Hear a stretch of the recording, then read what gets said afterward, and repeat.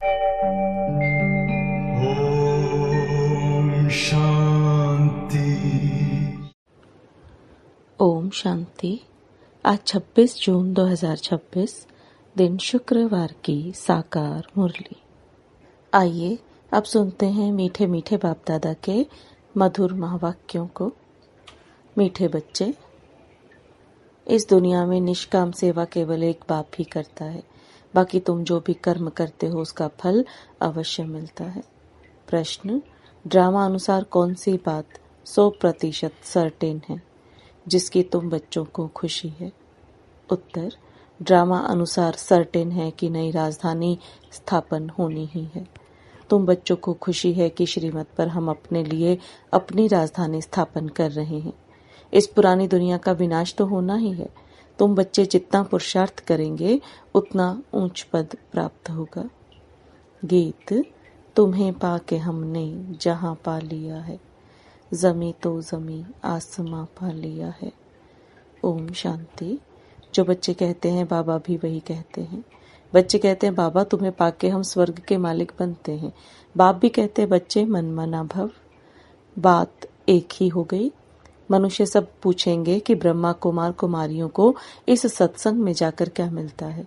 तो ब्रह्मा कुमार कुमारियां कहते हैं हम बाप दादा से विश्व के मालिक बनते हैं। विश्व का मालिक और कोई बन ना सके। विश्व के मालिक यह लक्ष्मी नारायण ही बनते हैं। शिव बाबा तो विश्व का मालिक हो नहीं सकता। तुम बच्चे विश्व के मालिक बनते हो। तुम्हारा बाप विश्व का मालिक नहीं बनता। ऐसी निष्काम सेवा करने वाला और कोई होता नहीं। हर एक को अपनी सेवा का फल जरूर मिलता है। भक्ति मार्ग में वो किसी भी प्रकार से जो कोई कुछ भी करते हैं, सोशल वर्कर को भी सेवा का फल जरूर मिलता है। गवर्नमेंट से पगार मिलता है। बाप कहते हैं मैं ही एक निष्काम सेवा करता हूँ जो बच्चों को विश्व का मालिक बनाता हूँ और मैं नहीं बनता हूँ। बच्चों को सुखी करके सुखधाम का मालिक बनाए, 21 जन्मों का सुख दे, मैं अपने निर्वाण धाम में व वानप्रस्थ अवस्था में बैठ जाता हूँ। वानप्रस्थ तो मूल वतन को ही कहेंगे। मनुष्य वानप्रस्थ लेते हैं, बच्चों को सब कुछ दे जाए, सत्संग आदि करते हैं, गुरु करते हैं कि यह मुक्ति का रास्ता बताए। अब तुम बच्चे जान गए हो कि मुक्ति, जीवन मुक्ति का रास्ता कोई मनुष्य मात्र कभी किसी को बता नहीं सकते। वे किसी को भी सद्गति दे नहीं सकते, अपने को भी नहीं दे सकते। अपने को दें फिर दूसरों को भी दे सकें। बाप आते ही हैं परम धाम से, वह वहां का रहने वाला है। तुम बच्चे भी वहां के रहने वाले हो। तुमको पाठ बजाना है इस कर्म क्षेत्र पर। बाबा को भी एक बार यहाँ आना है तुम बच्चों के लिए। जबकि स्वर्ग की स्थापना हो रही है तो जरूर नरक का विनाश होना ही है। अभी तुम जान गए हो शिव बाबा ब्रह्मा द्वारा आदि सनातन देवी देवता धर्म की स्थापना कर रहे हैं। तुम जानते हो हम मनुष्य से देवता बन रहे हैं फिर से। तुम बच्चों की बुद्धि में है कि हर 5000 वर्ष बाद हम आकर फिर से ब्रह्मा द्वारा शिव बाबा के बच्चे बनते हैं। वर्षा पाने के लिए पतित पावन उनको कहा जाता है। नॉलेजफुल ज्ञान का सागर भी है। योग अर्थात याद सिखाते हैं, परंतु निराकार कैसे समझाए, इसलिए कहते हैं ब्रह्मा द्वारा मनुष्य से देवता बनाता हूँ, अर्थात देवी देवता धर्म की स्थापना कराता हूँ। अब वह धर्म है नहीं, फिर बनाना पड़े। अब फिर से आदि सनातन देवी देवता धर्म की स्थापना कर बाकी सबको मुक्ति धाम में ले जाता हूँ। भारत प्राचीन खंड है, इसलिए भारत की आदमशुमारी वास्तव में सबसे जास्ती होनी चाहिए। ऐसी बातें और कोई की बुद्धि में नहीं आती हैं।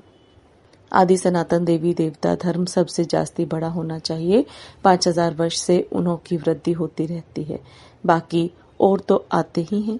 2500 वर्ष के बाद इस्लामियों की आदमशुमारी कम होनी चाहिए। फिर थोड़े समय बाद बौद्धि धर्म वाले आते हैं तो उन्हों में थोड़ा फर्क होना चाहिए। इस्लामी बौद्धि आदि पहले सतो प्रधान है, फिर धीरे धीरे तमो प्रधान बनते हैं। यह भी हिसाब है। जो अनन्य समझदार बच्चे हैं उन्हों का ख्याल करना पड़े। आजकल लिखते हैं चाइनीज सबसे ज्यादा है, परंतु उन्हों को सृष्टि चक्र का ज्ञान तो है नहीं। यह सब राज तुम बच्चों की बुद्धि में है। जो पढ़े लिखे हैं उन्हों को डिटेल में समझाना होता है। देवी देवता धर्म वालों को 5000 वर्ष हुए तो इस समय उन्हों की संख्या बहुत होनी चाहिए, परंतु देवी देवता धर्म वाले फिर और धर्मों में कन्वर्ट हो गए हैं। पहले बहुत मुसलमान बन गए, फिर बौद्धि भी बहुत बने हैं। यहाँ भी बौद्धि बहुत हैं। क्रिश्चियन तो बेशुमार है। देवता धर्म का तो नाम ही नहीं है। अगर हम ब्राह्मण धर्म कहें तो भी हिंदुओं की लाइन में डाल देंगे। अभी तुम जानते हो आदि सनातन देवी देवता धर्म स्थापन हो रहा है, हम ब्राह्मणों द्वारा श्रीमत पर। यह भी समझ होनी चाहिए, धर्म गाए तो जाते हैं ना। यहाँ के मनुष्य अपने को हिंदू की लाइन में ले आते हैं, कहेंगे हिंदू आर्य धर्म है, सबसे पुराना है। भारतवासी पहले पहले आर्य थे, बहुत धनवान थे, अब अन आर्य बन गए हैं, कोई अक्ल नहीं। जिसको जो आता वह धर्म का नाम रख देते हैं।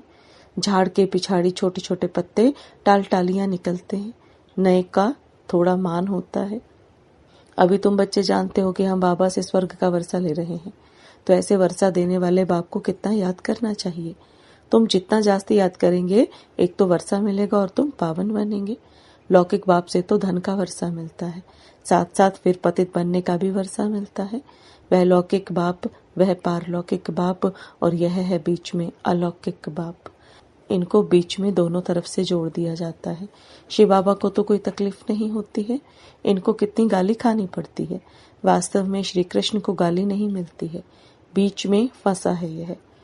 कहते हैं ना, रास्ते चलते ब्राह्मण फंसा, गाली खाने के लिए यह फंसा है। अलौकिक बाप को ही सहन करना पड़ता है। यह किसी को पता ही नहीं कि शिव बाबा इनमें प्रवेश कर आए पतितों को पावन बनाते हैं। पवित्र बनने पर ही मार खाते हैं। बाप कहते हैं मैं आया हूँ सबको वापस ले जाने। तुम जानते हो मौत सामने खड़ा है, विनाश तो जरूर चाहिए। विनाश बिगर सुख शांति कैसे हो।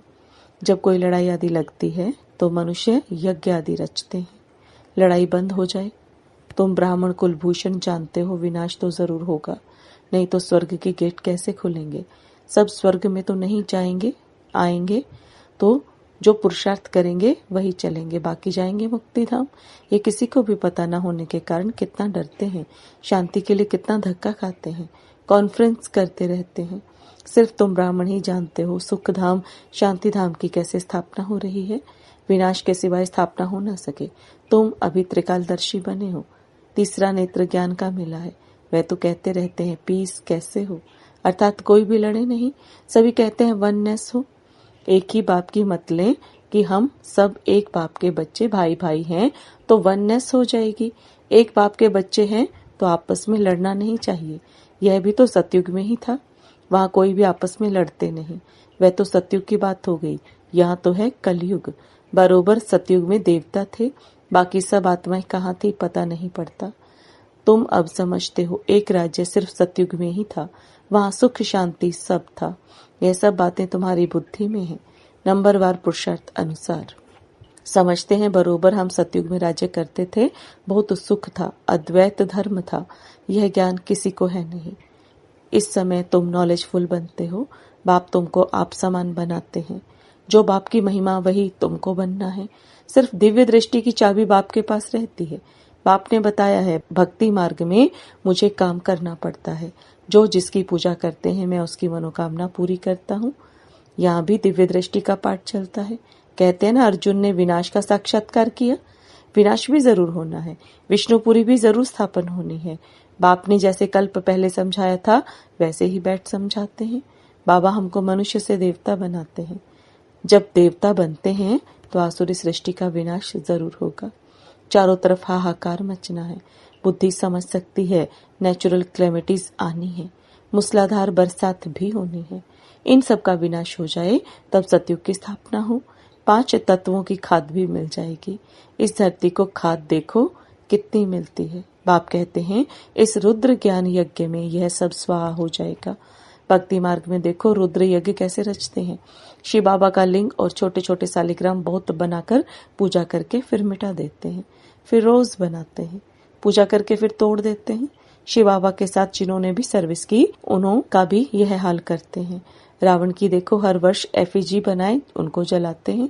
दुश्मन की तो 1-2 बार एफिजी बनाए जलाते हैं। ऐसे नहीं कि वर्ष वर्ष जलाने का नियम रखते हैं, एक बार ही गुस्सा निकाल देंगे। रावण को तो हर वर्ष जलाते हैं। इनका अर्थ कोई समझते थोड़े ही है। फिर कहते हैं रावण ने सीता को चुराया, कुछ अर्थ नहीं समझते।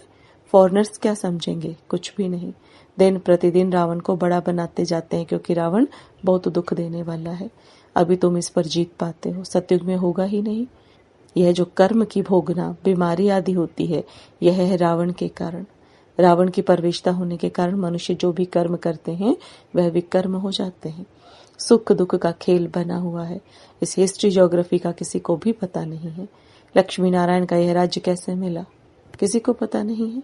तुम छोटे छोटे बच्चे समझाते हो यह लक्ष्मी नारायण सतयुग में राज्य करते थे। संगम पर यह राजयोग सीख यह पद पाया है।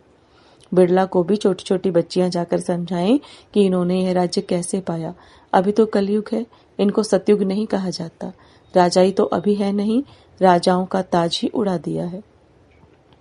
धर्मशास्त्र सिर्फ 4 हैं। गीता धर्मशास्त्र है जिससे 3 धर्म अभिस्थापन होते हैं, न कि सतयुग में। ऐसे नहीं कि लक्ष्मी नारायण ने व राम ने कोई धर्म स्थापन किया, यह धर्म अभिस्थापन कर रहे हैं। फिर इस्लामी, बौद्धी और क्रिश्चियन का एक ही धर्मशास्त्र है, बाइबल, बस। फिर पीछे वृद्धि होती जाती है। आदि सनातन है ही देवता धर्म, अब फिर से देवी देवता धर्म की स्थापना करते हैं। तुम ड्रामा के राज को अच्छी रीति समझ गए हो, खुशी भी रहती है, जबकि तुम बच्चों को 100% सर्टेन है कि हम फिर से अपना राज्य भाग्य स्थापन कर रहे हैं। इसमें लड़ाई आदि की कोई बात ही नहीं। राजधानी स्थापन हो रही है, यह सर्टेन है, एज सर्टेन एज डेथ। तुम जानते हो हम फिर से राज्य भाग्य लेते हैं। कल्प कल्प बाप से वर्षा लेते हैं। जितना पुरुषार्थ करेंगे उतना ऊंच पद पाएंगे। अच्छा, मीठे मीठे से खिलते बच्चों प्रति माता पिता बाप दादा का याद प्यार और गुड मॉर्निंग। रूहानी बाप की रूहानी बच्चों को नमस्ते। रूहानी बच्चों की रूहानी बाप दादा को याद प्यार, गुड मॉर्निंग और नमस्ते। धारणा के लिए मुख्य सार, जो बाप की महिमा है उस महिमा को स्वयं में लाना है। बाप समान महिमा योग्य बनना है। पारलौकिक बाप से पवित्रता का वर्षा लेना है। पवित्र बनने से ही स्वर्ग का वर्षा मिलेगा। श्रीमत पर अपने ही तन मन धन से एक आदि सनातन देवी देवता धर्म की स्थापना करनी है। वरदान, पुराने संस्कार रूपी अस्थियों को संपूर्ण स्थिति के सागर में समाने वाले समान और संपूर्ण भव। पुराने संस्कार रूपी अस्थियों को संपूर्ण स्थिति के सागर में समाने वाले समान और संपूर्ण भव। अब बाप दादा के वरदान को विस्तार में समझेंगे। बाप समान व संपूर्ण बनने के लिए सृष्टि की कयामत के पहले अपनी कमजोरियों और कमियों की कयामत करो। कोई भी उलझन का नाम निशान न रहे, ऐसा अपने को उज्जवल बनाओ। जैसे जन्म परिवर्तन के बाद पुराने जन्म की बातें भूल जाती हैं, ऐसे पुरानी बातों को, पुराने संस्कारों को भस्म करो। अस्थियों को भी संपूर्ण स्थिति के सागर में समा दो, तब कहेंगे समान और संपूर्ण।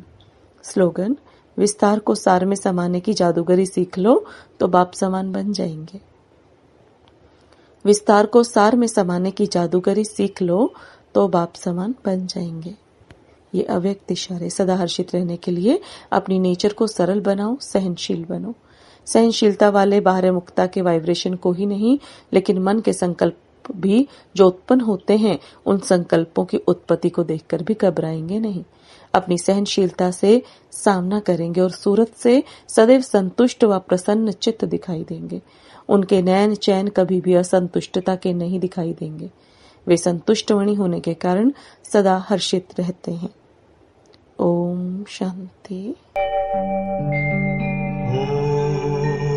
Om Shanti.